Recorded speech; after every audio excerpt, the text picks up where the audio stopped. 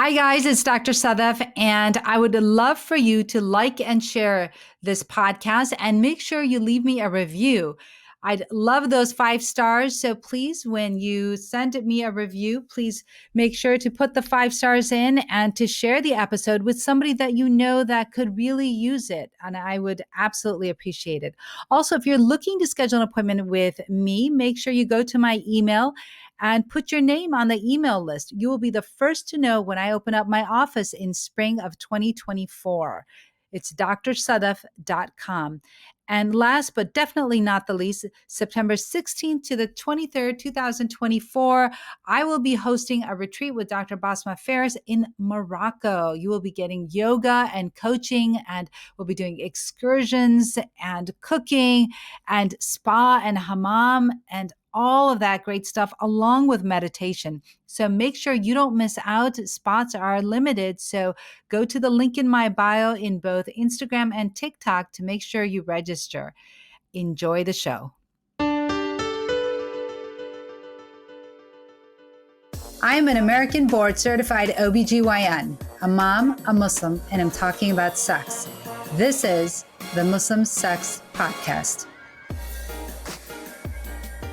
Welcome to the Muslim Sex Podcast. I'm your host, Dr. Sadaf Lodhi, and this episode is everything you need to know about intimacy and weight loss and how that affects relationships. But before I get started, I want to make one thing very clear is that I'm not giving any type of medical advice. So if you have any questions about your health, please make sure you go and make an appointment with your healthcare provider. And if you have any questions about your religion, please be sure to ask your friendly neighborhood religious leader. This is the Muslim Sex Podcast because I just happen to be a Muslim woman that talks about sex. So on with me on the show today is a very special guest, Dr. Catherine Toomer. I'm so happy that we're able to have her on. She and I have been trying to get together for a long time, and we finally made it work this time. So welcome to the show, Dr. Toomer. Thank you for having me. Yes, and I would love for you to introduce yourself to our audience. All right. My name is Dr. Catherine Toomer. I'm a family medicine and community health physician and a weight care specialist. And I help people who are overwhelmed and who need help and who want complete and compassionate weight care get that help. And then also, I teach physicians how to provide compassionate and complete weight care to their patients so they can optimize their health. It's amazing, amazing. And then I know that you offer services virtually. Is that correct? Yes, I do. Oh, I'm 100% virtual. yeah. All Mhm. right. Awesome. So let's get into it. So I know that, we see the statistics and we know that people are gaining weight as they get older, but also I think that, they say that obesity is becoming more prominent. People, especially during the pandemic, we know that we had, people were more at home. They were in front of their computers. They weren't walking around or exercising perhaps as much because everyone was afraid to, have contact with others. And so I know that, a lot of people's weights tended to go up. And then we know, you and I both know that as a person's weight goes up, also a lot of other issues start to happen as well. And so what have you noticed? Well, one of the things that I always say, if you ever ask why something happens with a person, you just think, I always go biopsychosocial. You got to think about Oh, the biology, the psychology, and the love, sociology behind love it. it. I use that And all the time. so when it comes to weight, especially, it's a very much of a biopsychosocial process and they all feed into one another. And so by addressing all of them, then you get your answer. And Yeah. so biologically, stress, makes our stress makes us insulin resistant. Insulin resistance makes our body very efficient at making fat out of food. And so our weight goes up. This also happens during menopause for the same reason. Um, and so then you have the psychosocial component where, those things change their moods and then the moods change what their body does. And Yeah. so our brain is an organ that works on glucose, the breakdown of blood sugar. So anything that disrupts how our body handles carbohydrates or blood sugar like insulin resistance, it changes our mood. Again, starts another vicious cycle. Then you have the social issues. You become more isolated. Your self esteem gets affected. It affects your behavior towards other people and then other people's behavior towards you. So then again, it feeds on itself. And so what happens is that you just have this snowball of problems essentially that happen with people, and it's hard to say which came first, the chicken or the egg, but Mm. doesn't really matter to that person because they're dealing with it. Right. No, there's so many things there. And I love the fact that you use the biopsychosocial model. I use it all the time, especially in sexual health. The same thing. You want to look at all of the anatomic issues that may be going on, and then also like what medications people are on, right? We know, and you probably know that too, is that some medications can also cause people to gain weight, right? And, I know that, in sexual health, of course, when we talk about the psychological component of it, we're talking about anxiety and depression and social aspects of it. We're talking about perhaps a patient's like culture, community, whatever it is that may be affecting their sexual health. So I love the fact that you use that as well. I know that you yourself have a talk show and you talk a lot about the obesity meds and kind of what their impact is on health and things like that. And then I'd also love to get your take on, weight gain and weight loss, on intimacy and relationships. So maybe you could talk to us a little bit about, the medications that are really have gained so much popularity. And we know that Oprah is on it as well. And so tell me a little bit about that. Okay. And so am I actually. Apart from the fact that I am diabetic and then I also have heart issues. Now, these medications, I've been on what's called a GLP-1, a glucagon-like protein, for almost 10 years. Wow. Okay. So, Long before we heard about Ozempic. Ozempic wasn't even an issue. It wasn't even developed at the time. And right. I've been prescribing them for even longer, on and off label. One, because I started seeing my diabetics losing weight, and so I started realizing we learned later. We didn't learn this in med school, and I is that our weight gain is actually a metabolic process, and that's why metabolic medications like GLP-1s, Ozempic, Wegovy, Trulicity, and all the rest work so well to help Mm. reduce weight gain and reverse it, because it is all a hormonal metabolic process. It's really what happens. It's what our body does with food that determines what happens to it, whether it becomes fuel or whether it becomes fat, and that is determined by our genetics.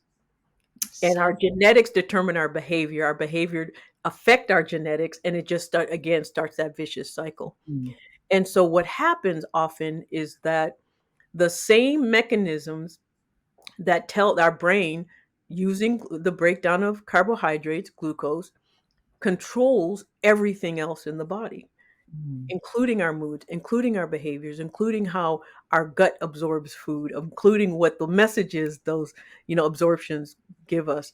And so when that happens, it makes our body change and our moods change and everything else that goes along with it, which also then affects our interactions with other humans. That includes our sexual behavior. Our self-esteem in Western society particularly, but it's many places now in the world, thinness is considered a currency. It's a social currency. And therefore our value is tied to our size. When your value is tied to your size, that means your self-esteem and self-worth is tied to your size. Our self-worth and self-esteem is directly related to our sexual behaviors. And so they're connected. So as we gain and lose weight, our sexual behavior changes. Our sexual self-perception changes. Our sense of attractiveness to ourselves or our perceived attractiveness to other people changes. And so they're all connected. And so often what happens with what I see is I take all of that in consideration, because those are issues, those may be pitfalls we have to deal with during the process, because it can affect marriages, it can affect other relationships with children, with family. People often will sabotage their process when they start getting attention as their weight comes down. or if, especially if they've had a negative experience from attention from whoever their intimate partners were. And if they'll tie that experience to their size at that time. So if they gain weight, which is a stress reaction as a result of that event, as they start losing weight again, it's a reminder. And so they'll sabotage themselves to make sure that they don't lose that weight. So there's lots of different things that are interconnected. And I just pay attention to all of it, as I'm sure you do as well. That is amazing. I love the way you broke that down because I think that all of that is so true. And we just don't, put the dots together, right? Like you never think about how weight is a currency. I love that analogy because it's so true. It's interesting that you should say that because somebody once said to me, they were talking about somebody and they said, they actually were talking to my son and they said, make sure that you don't ever become overweight. Just like he was, my son is like 18 years old. So, he's telling him, he's like, make sure you don't ever become overweight because people will judge you on that and you'll have less opportunity, less promotion, less this and that. He's like, because the world is very rough and they judge you based on weight. And so the fact that you bring that up as well and you say that a person's weight is their currency, and if they're overweight, it's harder for them as opposed to if they're thinner. And you're absolutely right about self-esteem. Person's self-esteem is directly related to their weight, I think. I mean, it really is how they feel about themselves, how they think that others are seeing them, whether or not they're attractive, whether or not they love themselves is based on, not always, but for somebody that's been struggling with weight for a long time, I see it in people where they can't even say they love themselves if they're overweight because they feel so unattractive. And there's someone that I'm thinking about, and they feel so unattractive that they can't even say they love themselves, and that they cry when they say that. And then as soon as they start to lose weight, now it's easier for them to say they love themselves because they see themselves differently. Yes. And as someone who has lost over 100 pounds, I can tell you that, yes, there is an absolute difference in how you're treated. There's an absolute difference in how, well, of course, it changes your energy level also. And, when your energy level changes, your strength changes. When your strength changes, your empowerment changes. And it just, again, feeds on itself. But one of the things that I really love to see, and this is something that I really want to emphasize, weight loss is not always health. Now, I talk about weight loss, but really what it is fat loss to get healthy. And there is no size to health. Health does not have a size. Every single person's health level is going to give them a place where their body's going to go to feel its best. And it could be any size. There's no size. So society is who kind of determines what's considered attractive or not, what's considered size, the proper size or not, when really it should be ourselves. And so when we start talking about body positivity, yes, you can lose fat to get healthy and you can still be positive about your body regardless of where your body is, because it's a journey. And as we say, the journey is the destination. So there's no end point to being healthy. You're always, and so really learning to remove your self-worth, remove your self-esteem, remove yourself, um, the way you view yourself from your size is actually the healthiest thing we can do in a process. Then we'll worry about the biology, but the psychosocial part of disconnecting them is Yes. actually the healthiest thing that we can do. Yeah, you're absolutely right. I mean, I think that, and there's so much, and we see that with eating disorders, right? Hmm. That people, Yes. are trying so much, they calorie restrict so much because they're, Hmm. trying to lose, they're trying to lose, trying to lose, and that they develop this very negative relationship with food that they're Hmm. no longer able to enjoy food, not only enjoy, but even to accept it as part of something they need to live, Hmm. right? They have Yes. such a hard time with it and they're always worried about calories and always counting. They're worried about, yo-yo dieting and getting that weight back. And, that absolutely affects how you feel about yourself and your psychology. And Mhm. then, of course, your relationships, right? I mean, I don't think you'd want to be intimate if you don't even feel good about yourself. Well, this is the thing, and this is the problem we run into. When we tie our self worth to our size, it is very easy to get taken advantage of, especially in intimate relationships. And so, what often happens as you start getting well, those people who are taking advantage of you in those situations do not like to watch your self esteem improve. And so, they'll do things to try and sabotage that improvement. And you end up again in a vicious cycle. And people often say, well, how could you end up there? Well, because what happens is that psychological chipping away happens over time, and it happens in such small increments. Many people don't see it. Just like as you gain weight in small increments, you may not notice until suddenly your clothes don't fit. And just as you may be losing weight, you don't notice until your clothes no longer fit because they're too big. It's the same thing. And so the best thing to do for anyone, again, is to disconnect their sense of self-worth to their size, because that has a snowball effect when it comes to their interactions with other people, and it makes them vulnerable to the ill intent of other people, and it makes it often harder to improve because those people who are taking advantage of your low self-esteem then suddenly don't, will try to sabotage it, particularly where sex is involved. Yeah. Intimate partners um, have definitely often can have, and it's an advantage for them if they if someone is easily manipulated because their self-worth is being affected by something. And unfortunately, because of the currency of thinness and the currency of weight, that is often used. And you see it in movies, you see it in articles, you read about it in books. There's always the person who is heaviest is never considered the desirable one, is always like, well, you have to be smart then, because if you're not attractive, then you better be smart, intelligent. And so, but why can't you be both? And why is it tied to the person's size? But we get that children get the messages from when they're really, really young. Look at cartoons, you look and see who are the animals that are in charge and who are the animals that aren't. And it's always the small little fox ones, who are in charge. And then the hippos and the elephants are never. They get the message very early on.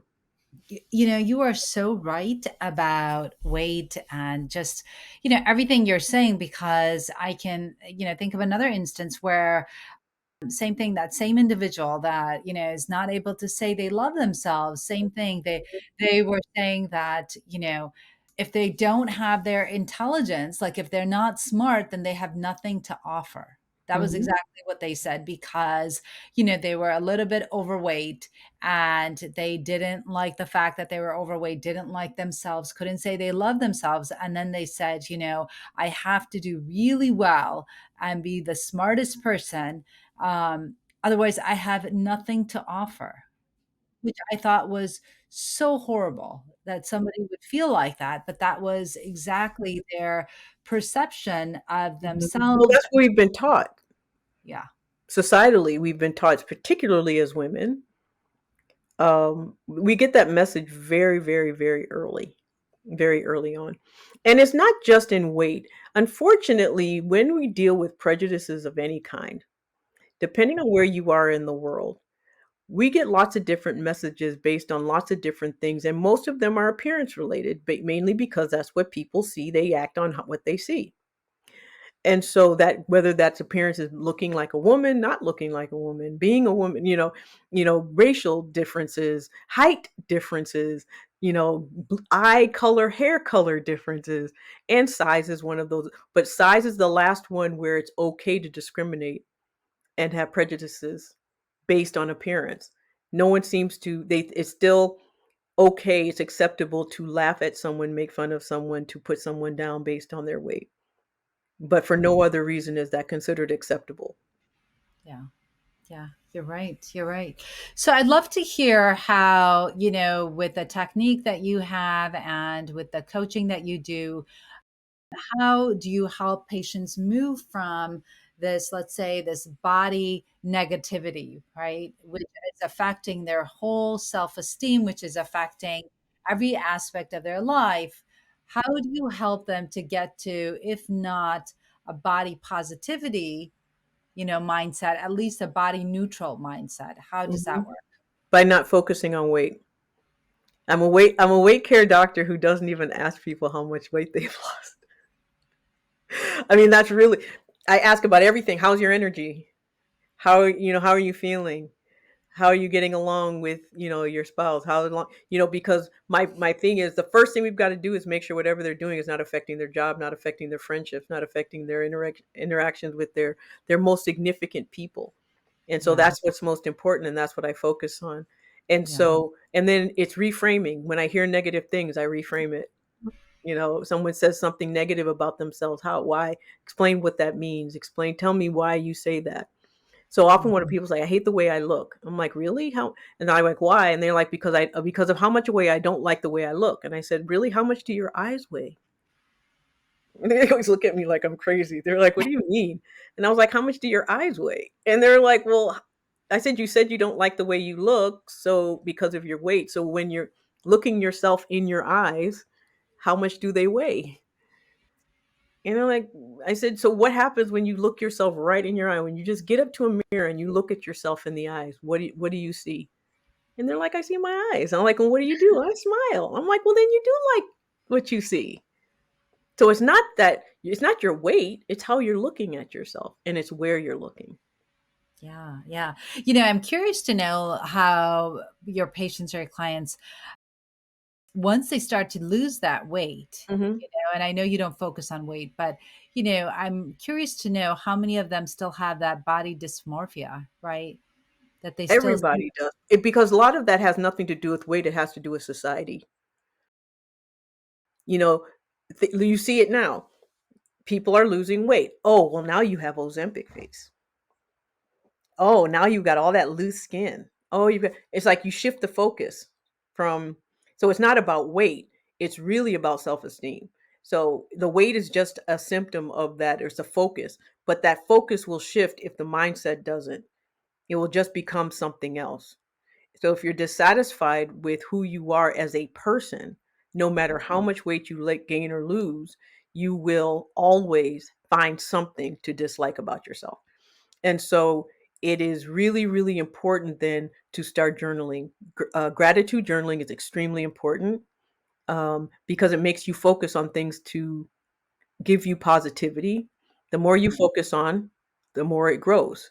And so when you focus on the positive, the positivity grows. Like with body dysmorphia of any type, it takes time, it takes attention. And if it's too severe, then it takes a referral. But what I watch for is sabotaging, when people start to sabotage, because the sometimes it's not that they people can't or won't lose weight, they're afraid of it.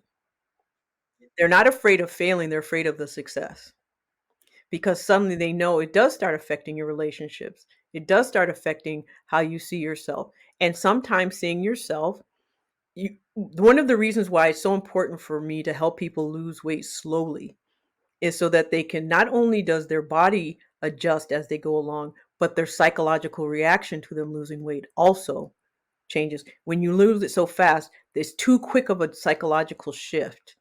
And therefore, people just like, I don't even look like myself anymore. I don't feel like myself anymore. Even though I'm stronger, even though this is exactly what I wanted, I have to, so there's a lot of psychological adjustment that has to take place. And that's why slow, steady adjustment, health improvement is really more important, because the health isn't just the physical health, it's also the psychological health that has to go along with it.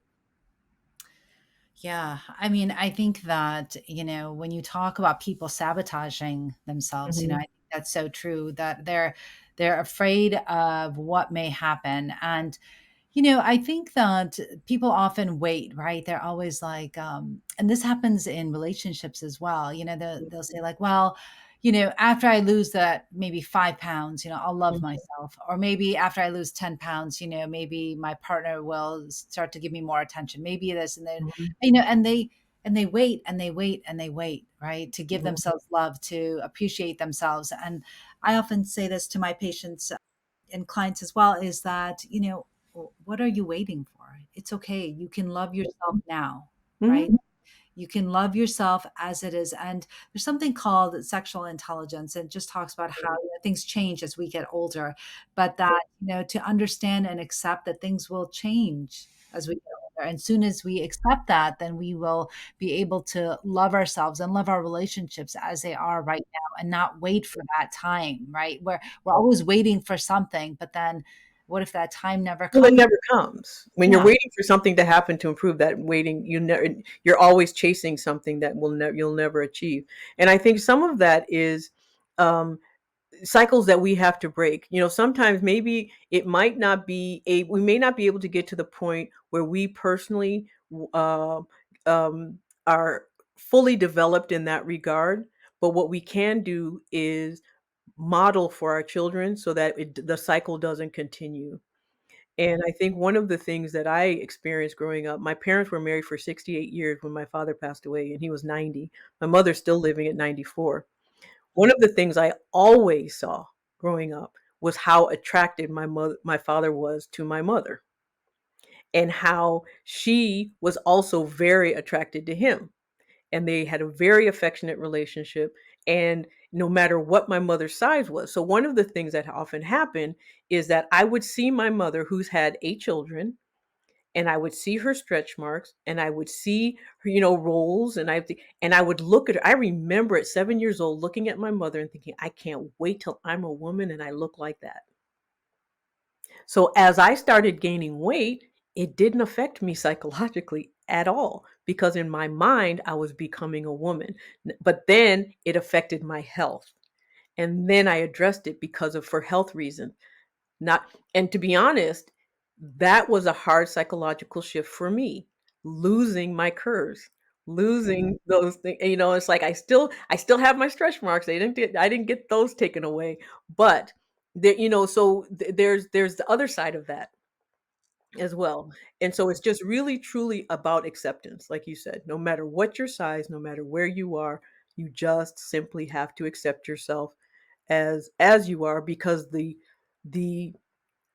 the risk to yourself in other areas of your life is just too great. And we would never allow our children, our other loved ones, to be in that much psychological danger. We would protect them at any cost if we saw something like that happening to them.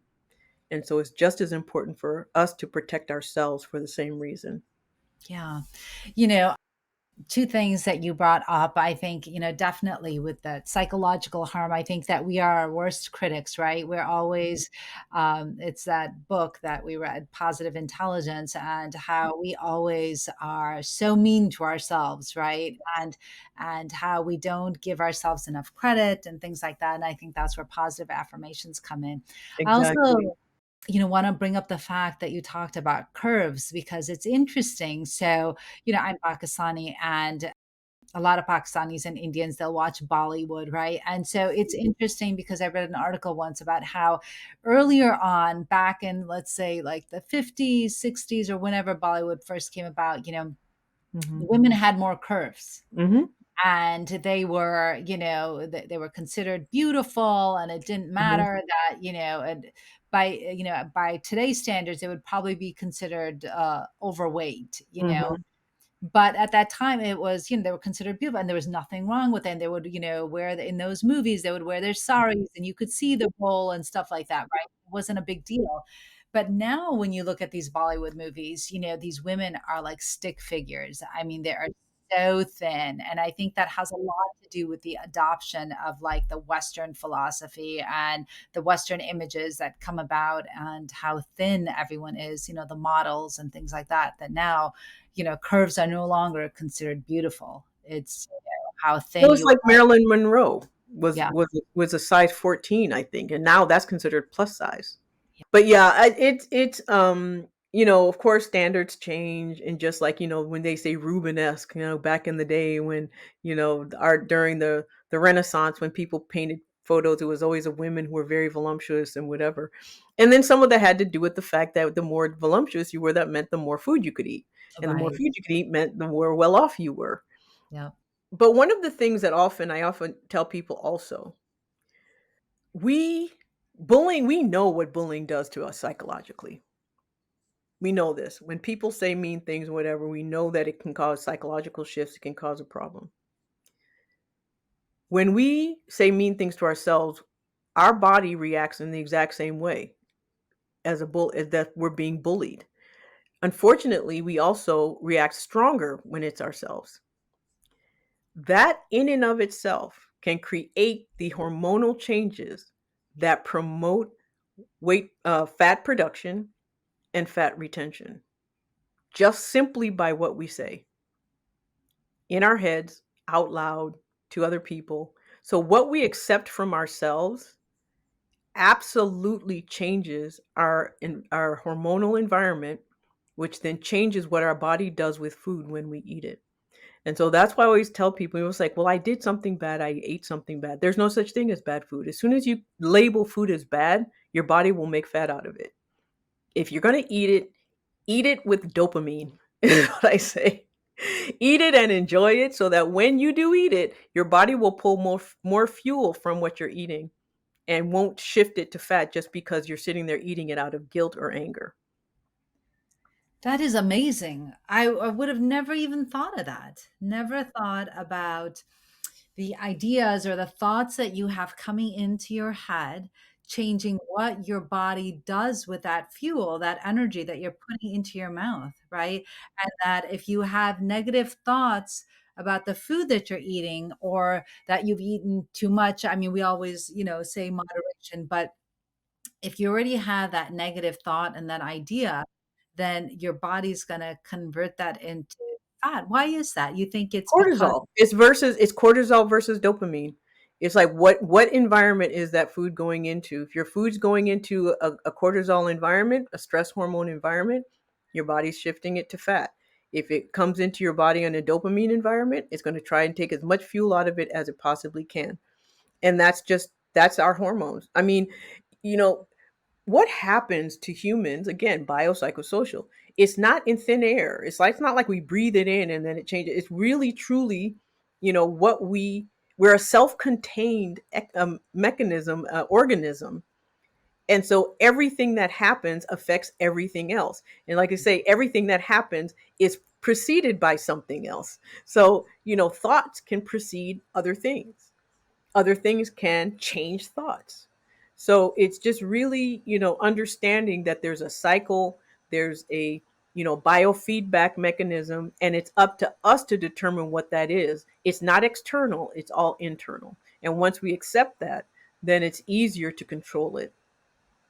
interesting. So, what would you say to the person that says that, every time I'm eating food, I'm just so happy and I love it, but I just want more of it? You know, do you think They're that happy. If they're happy, they're happy. As long as it's not affecting their health in any way, enjoy it. yeah, but what if it is? What if that their love for food, that they get so much dopamine every time they Hmm. eat food, Hmm. um, is now, let's say it's becoming a problem, that the only way that they become happy is when they're Hmm. eating food. Well, that's addiction. Right. Then it's not healthy anymore. Yeah. You can have addictions of anything and food included. The reason that drug addiction happens, the reason alcohol addiction happens, is because of the hormone that our brain produces when we expose our brain to it. Food can do the same thing. So when food is that addiction, then of course it has to be treated like an addiction and not like the but the problem we run into with food is that you still need it. You still have to eat. So you have to figure out a way of addressing the addiction while also helping a person adapt to a normal pattern when using that thing they absolutely have to have. If you don't, if you're a drug addict, you can stop using drugs and your life will improve. If you're an alcoholic, you can stop drinking and your life will improve. But you cannot stop eating if you have a food addiction. So it takes a completely different way of fixing than with other things. And it sometimes takes longer and it takes true experts. I mean, that's when, it's outside of my realm, I would say, because there are medications. And that's one of the beautiful things about GLP-1s. They are helping with that. It's really it's part of Right. an the OCD and obsessive compulsive disorder Yeah. um, um, continuum, and so those medications are actually helping with that. We're seeing it in all across all addictions, but particularly with food addiction. Right, right, right. Yes, and because they work at the level of the brain, Yes. and they no longer give you that dopamine hit, right? Yes. When you're taking that, when you take that Ozempic or those Yes. GLP-1, hmm uh, and so that it curbs that appetite, Appetite. because you don't have that desire. You're not getting that hit every Well, time. you're not getting that hit because again, your brain uses glucose to function and suddenly it's now not dysregulated. Glucose dysregulation that was causing the maladaption is now being fixed. So you're going after the very cause. We tend to focus a lot on the what and not the why. The Mm, why always comes down to how the brain regulates glucose. And these medications help the brain regulate glucose and therefore regulate all of its functions. right, right. So, well, that is amazing. I'm just, you know what? I think that we just, before we go, because I don't want to take up too much of your time, but I'd love to see how you've seen in your work and with your clients and your patients, how them having more control over their, let's say, their appetite or losing weight, how that has impacted, assuming that they had a healthy relationship to begin with, Oh, how it that has absolutely impacts. impacted. Again, self-esteem. Yeah. Yeah. Self-esteem. It all comes back to self-esteem. One of the things though that's interesting it happens is that many of the women I work with are perimenopausal, menopausal. So they start losing their interest in sex and they assign it to their weight rather than to their other hormones. And so which because they're connected. And so when we start fixing their weight and they start realizing that they like where their body is, they want to start using their body more, suddenly it betrays them because they then their estrogen levels are at a place where they're it's not as mechanically enjoyable rather than psychologically enjoyable. And so it ends up being again much of the perimenopausal treatment goes along with the psychological change, which goes along with the physical desire, and then it just all feeds again. So, yes, it's all connected. It is and there's no way you can separate them. Absolutely. And I like the fact that you state, because I think that oftentimes people think that their decreased desire has to do with the weight, and then that's Mhm. not necessarily the case, right? It may be a It component. depends on their age. Like with if a younger woman, it may be their size. With an Yeah. older woman, it could simply be their estrogen is dropping. Because one of the things you have to realize also, depending on how much fat you have in your body, our body in and of itself produces estrogen. But it's not always bioavailable estrogen.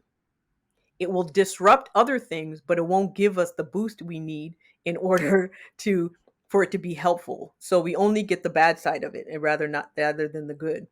And Mhm. so, but again, all of it has to be addressed. It can't just be one thing. And Yeah. so that's why these medications work and they're wonderful. But people who prescribe them without understanding the psychosocial part of the process could be doing more damage than good. Yeah. And I like the fact that you bring up, the perimenopausal and menopausal component of it, because that is a huge component of relationships and desire, and what happens to our hormones with the estrogen, the progesterone, the testosterone. And I think that it's really important to go to a practitioner that knows how to treat hormones and can also explain to you what's going on with your body and how to improve that desire, if that's something that person is interested in reigniting. And again, not only is it just hormones, but like you said, it's also a psychological component, because we say in sexual medicine all the time that the brain is the biggest sex organ. Hmm. So if your mind Exactly. is not there, then Mhm. no amount of estrogen or testosterone or weight loss is going to help you. You have to kind of be all in it, right? Yes, Work on yourself. absolutely. Yeah, yeah. Well, thank you so much for your time, Dr. Toomer. I love this conversation. It was so good and really, really helpful, I think, for all of our audiences. I know for my audience, that's for sure. So, for those that are listening and are really curious to know how they can work with you, if you could just tell us, and then they can reach out. The best way to find me is drtoomer.com. And that's drtoomer.com. And I'm on Facebook as Dr. Toomer. I'm on YouTube as Dr. Toomer. I'm on TikTok as Dr. Toomer Talks. And I have people watching and monitoring my Facebook groups and everything. So there's always a way to find me, and I will always respond. If I don't respond soon, no, I did not see your message or I didn't get it. So just always try again. All right, amazing. Well, thank you so, so much. This was fantastic. I loved Thank it. you. So, Thank you. well, we are done here, and it's been real and really intimate. And remember that this is not meant to be any type of medical advice. So please go see your healthcare provider if you're having any issues with eating disorders or with weight loss or anything like that, any metabolic syndrome. Please go see your healthcare provider. And until next time, this is the Muslim Sex Podcast. So thank you for listening to the podcast, and make sure you leave us a review, share and like the podcast. And if you leave me a review, I'd love to shout you out on social media. So be sure that you share it with all your friends. And thanks for listening.